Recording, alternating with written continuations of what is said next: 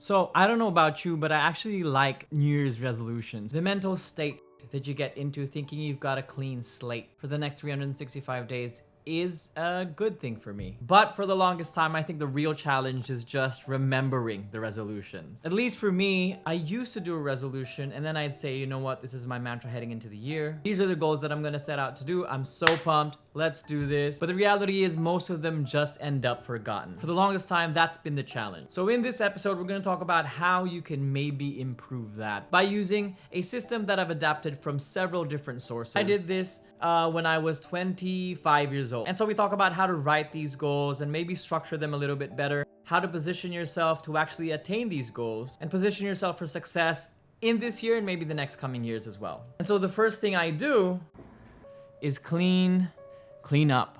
And we're talking about a deep clean here. And yes, that means maybe cutting off your own hair, cutting off your beard. Cleaning your room is really essential, but more on that later. And also, you might want to do a digital cleanup. I personally love cleaning out my PC at the end of the year or at the start of the year. The same with my phone. I like cleaning out all the photos, all the useless memes that I save for no apparent reason. And basically what this is doing is cleaning up your external slate, cleaning up everything that you see, all your visuals, and hopefully what this could do is help you clean up your internal slate or help you prepare your mindset that you're going through a change in your life, a transformation, a new set of goals. And then after that, I enter into retrospect mode, which is basically a year-end report for yourself.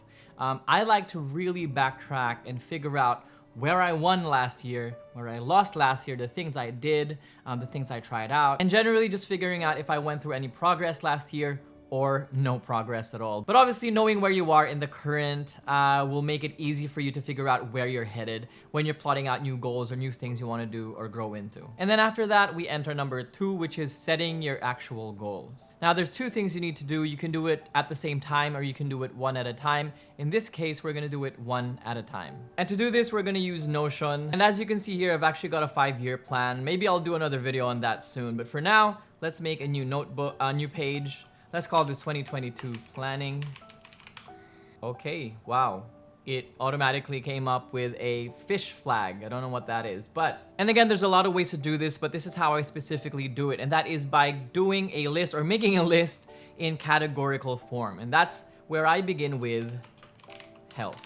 Health is number 1. Without good health, without taking care of your body, your mind, and your soul, because you can die. Whatever you're working for right now doesn't matter if you're dead. So I really just prioritize health for the most part. That's both mental and physical health. And then after that would be professional goals, which is typically career, business, sources of income. And then I do my financial goals, that's savings, investments.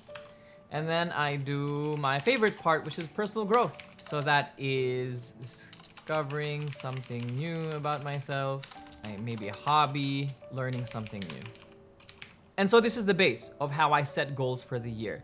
And if you don't know what to do with this, I'll probably share this Notion page with examples, which you can maybe use. You can sign up for Notion and try to figure out how to use it because it's really amazing. It's changed my life. So yeah, I'll probably share this template with examples so you could use it. Ideally though, you put as much detail as you can on there because it's really good to come back to that and just read what you wrote on January 1. Typically, I feel like I'm a completely different person months down the road. So it's really nice to understand who I was 6 months prior. But yeah, with those details, you can maybe schedule your entire, set of goals or your progress towards hitting those goals through an online calendar. More on that later, actually. And then, like I said in the beginning of number 2, there is another thing that you want to do, which is a vision board.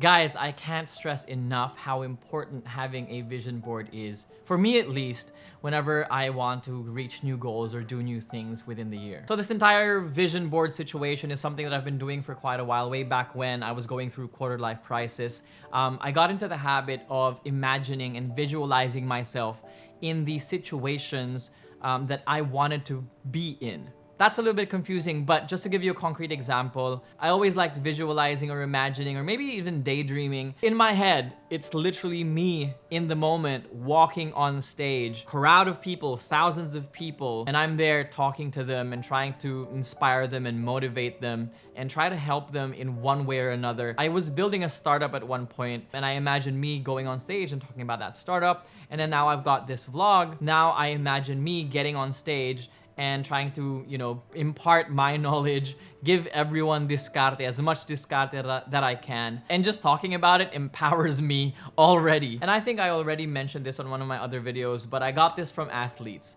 Top level athletes, legendary champions, always used imagery and visualization. There's so many studies on this and how effective it is in making sure that your mind is in the right space. I think it's called mental imagery. There's a Stanford study on it. There's an NCBI article on it, which I'll probably post down below if you want to explore that. But I think this is very essential. And this is made easy by having a vision board. I hope when you construct this vision board, you put it somewhere. If you can print it out, please print it out. If you can use it as your wallpaper on your phone, on your iPad, on your tablet, on your laptop, on your computer, and use it as a visual trigger to remind yourself that, hey, you were excited to do this at one point. You're excited to get to this place. You're excited to be able to do this thing. Sometimes you feel down. Sometimes you feel lost. So yeah, put it in a place where it can trigger you on a positive note and it can inspire you, it can motivate you at will. Which, talking about feeling uninspired, lost, or stuck, I actually made a video on that already, which I hope will be able to help you get yourself out of that situation.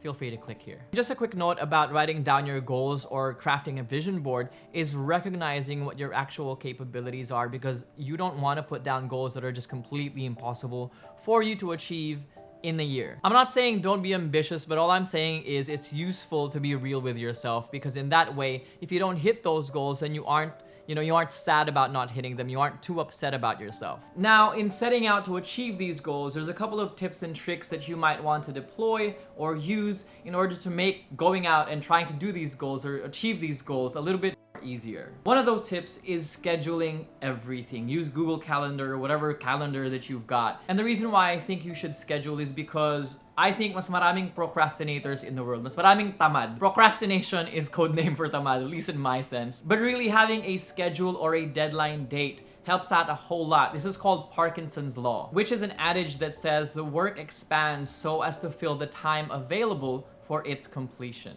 So if you are a procrastinator, having an end date will allow you to utilize your procrastination, but at the end of the day, it's really all about keeping you in line. Kasi merong end date, you know that you have a deadline. Another tip is have an accountability partner, because we are simply our worst enemies. Kung konsentidor ka sa ibang taong mahal mo, mas konsentidor ka sa sarili mo. So it's really easy to fall into a slump when your actions aren't being accounted for, or it's easy to fall into a slump if you feel like you're alone. And so having an accountability partner, someone who you probably should share this video to right now, will enable you to have a partner in growth. You might want to put down goals that you can do together. You can keep each other in check, but the most important thing is moral support. You can cheer each other on as you go through the journey of reaching the goals. Another tip is journaling. Now, naisip ko, ang daming nagsasabing ang ganda ng journaling, but not a lot of people like writing. And I have come to realize that doing voice notes or vlogging is the same as journaling. It is the same mind dump that you need, which is generally what journaling is. And I also can't stress how important doing mind dumps is to your brain and to your mental well-being. Think of yourself as a computer, and if sleeping is you as a computer shutting down, dumping out your thoughts through a journal or vlogging or voice notes is you emptying the recycle bin on Windows or whichever system you're on. Emptying that and defragmenting your drives, that's a little bit nerdy. But there's so much study behind doing this, the positives that it can give you. It can reduce anxiety, maybe even reduce depression. It can help you recover from trauma, improve memory function, feel more grateful, and can even improve or boost your immune function, which is crazy. I don't know guys, but overall, ang sarap lang maglabas ng saloobin. Kahit walang nakikinig, write it down, burn it after writing it down, say it on a vlog or a voice note and delete it after that. But trust me, there's a lot of things that you realize when you dump your mind onto a different medium. And another really important tip is just be grateful to be alive. Especially now with all the crazy things happening in the world. We're here appreciating the beauty that is the earth, fighting the good fight, hopefully. And that is it for this episode, guys. Thank you for watching. And for those of you thinking about putting down make more money on your set of goals this year, I've actually made a couple of videos. My two favorite videos are here and here. There's side hustles and ways to make money that you probably haven't heard of. Go out there and watch them. Go out there and try these things. And as I always say at the end of every episode, keep healthy, stay humble, and appreciate the small things. My name is Mendy, and this has been Diskarte with Mendy.